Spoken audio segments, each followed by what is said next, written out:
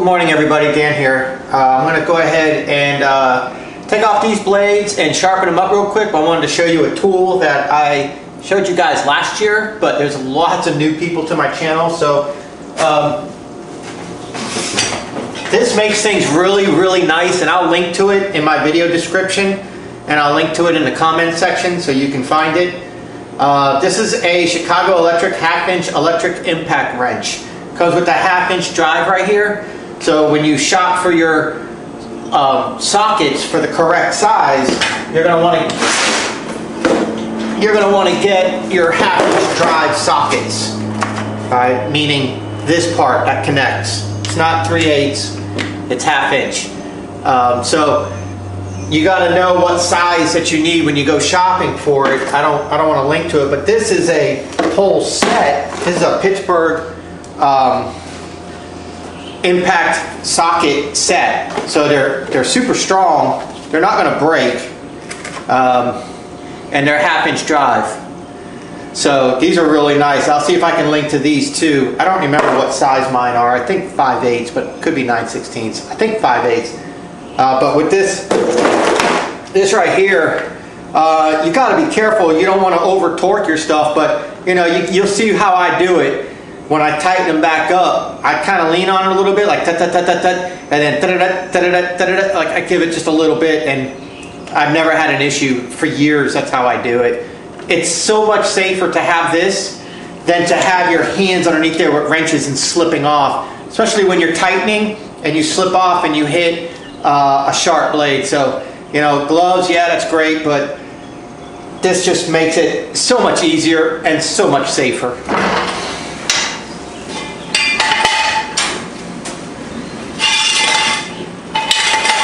Three-quarter.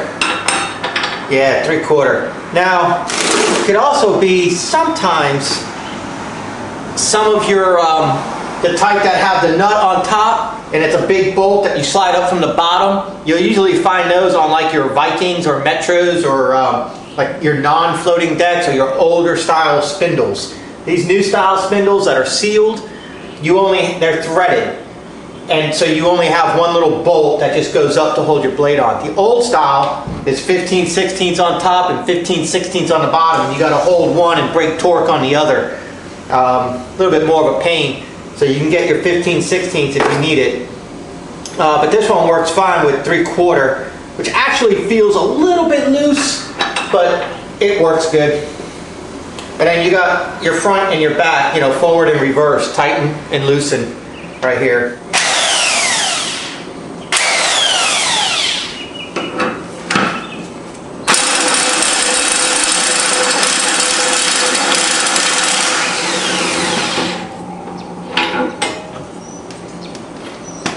So you see the newer style just has threaded bolt and a little adapter, and so we're going to put an edge on these blades real quick.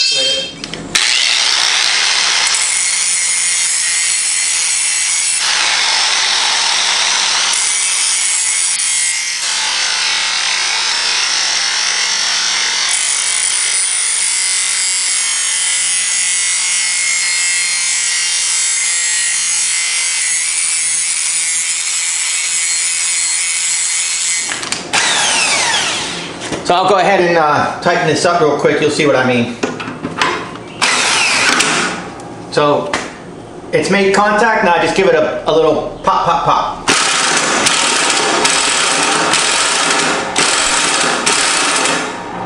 And then you see the lug. You'll see the stud or the socket stop moving on that last one. And that's it. Now I'm not going to sit there and hang on to it and pound it in. There's no reason to do that.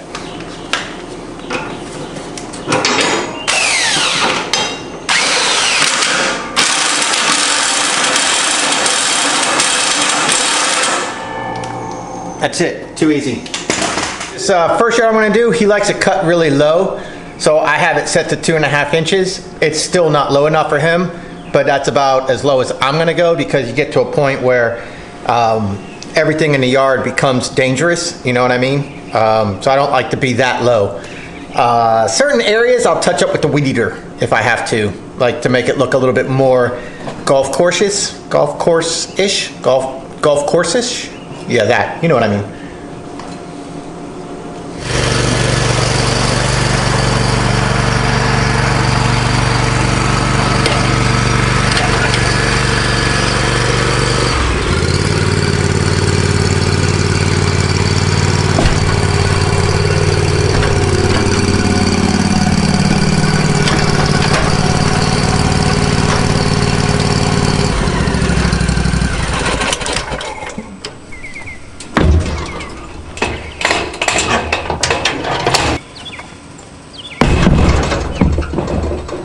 So this is a new yard that I'm going to do. I've done it 2 times, maybe 3 times already, and it's a PETA yard. It's a pain in the ass yard. Probably, I don't know how long I'm going to hang on to this one. I didn't want it in the first place, and so I gave him the price and I said, the flower beds are yours, the bushes are yours, the trees are yours. All I want to do is cut the grass. So I do my $70 a month here, and I just cut the grass. He likes it golf coursed. I don't like the golf course because I don't like my deck and blades that low to the turf. I like to give a little bit of room for something that could be in the yard. But hey, whatever. It is what it is. 2.5 inch this one. But he's got like sago palms, and he just has stuff, as you see, just throughout the yard. No rhyme or reason. I hate that crap. I hate it when people just think something looks nice and they just throw it in their yard and they don't put a border around it. Like he's got the one border up there and the border around the mailbox, but he's got no borders around his sago palms, as you'll see when I bring the camera closer. Grass is growing in like there's no tomorrow. I edge it, but mulch flies everywhere because there's no border between the grass and the mulch. So mulch flies everywhere. It looks like crap. When I'm done, it looks like crap. When I get here, it looks like crap. But hey, he likes it. So, you know, I don't have to do the yard. I can say no thanks. So I do it. So I don't complain too much, but I'm just letting you guys know. Don't expect to see this yard in future videos much longer. I'm going to go ahead and edge. Kind of a foggy day. We'll throw the drone up later and give you guys a bird's eye view in a little bit. But let's go ahead and edge. I like to edge first and then mow, and then I cut in with the weed eater.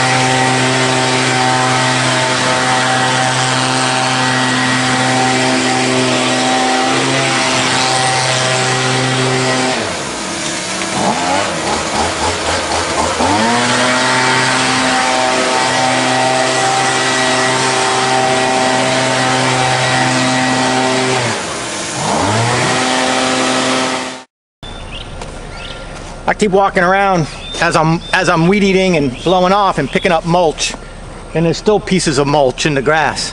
Like I said, it's a PETA yard. Pain in the ass yard. Sucks. But whatever. He paid me, so that kind of makes it a little bit better.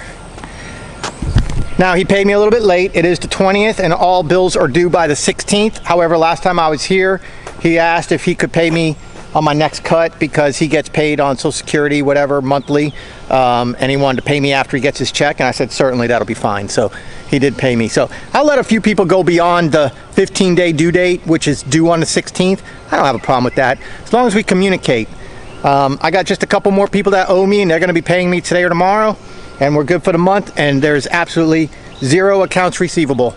And the week starts over next week, or the month starts over next week. So I like this billing cycle. This is the 3rd yard. This is the 2nd new one that I haven't showed you guys. So big storm is coming. I'm going to get the front yard done just as fast as possible. I'll send the drone up, give you guys a little bit of a bird's eye view and see what we can get done.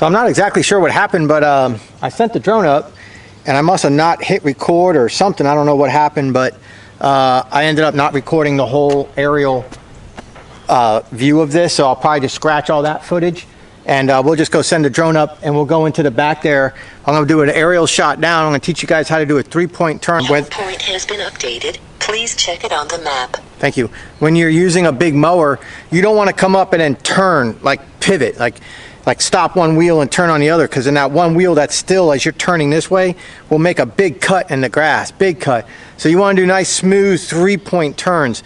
So I'm going to put the drone up overhead and show you guys how to do that. We'll put some music on. Let me go ahead and do that now. Let me get the drone in position.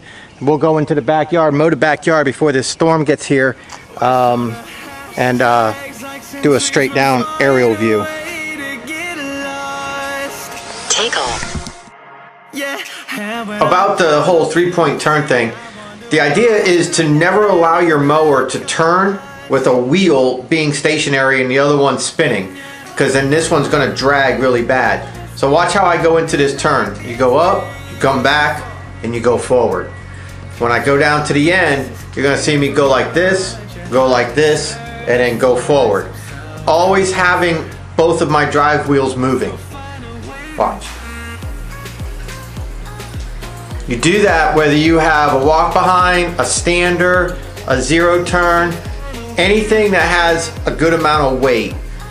Even like a 21-inch type mower, if the ground is soft and you just pivot around and that one wheel, that one back, like you lift up your front wheel and then you swing your front wheel around and you bring the handle around, one of the little wheels could dig in and put a little divot in the grass. You don't really want to do that.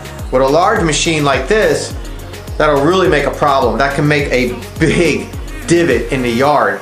And that can really upset your customer, and it just looks bad. So you go up, you come back, and you go down.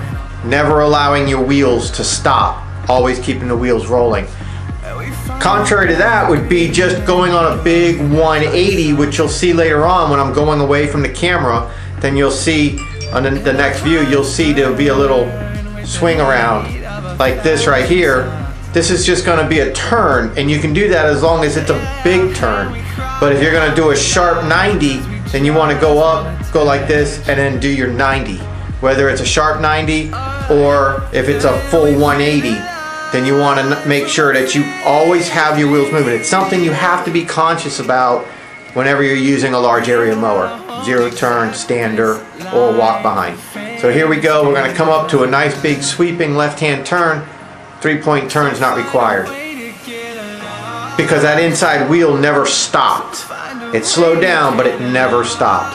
And that's the most important part of it. Alright, so enjoy the rest of the video, and I appreciate you guys. I'll see you later. Find a way to get lost. So find a way to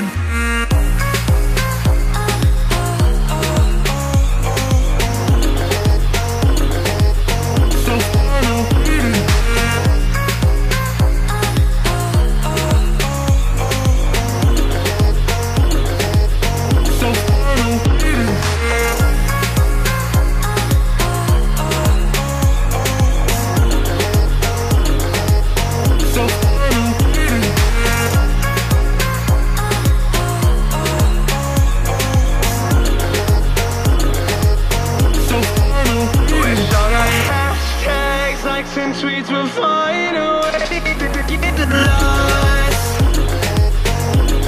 Yeah, and when I pull up to the scene, I wonder what the hell is the cost. And yeah, I've never seen nothing like this before. Yeah, but this is a different road. Yeah, I deserve to find some self-confidence.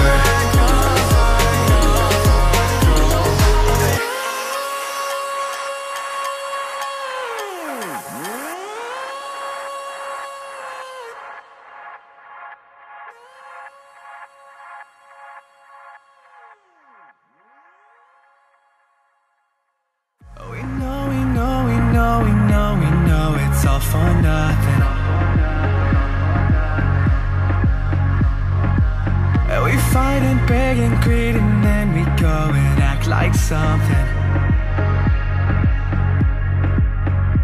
And our hearts burn.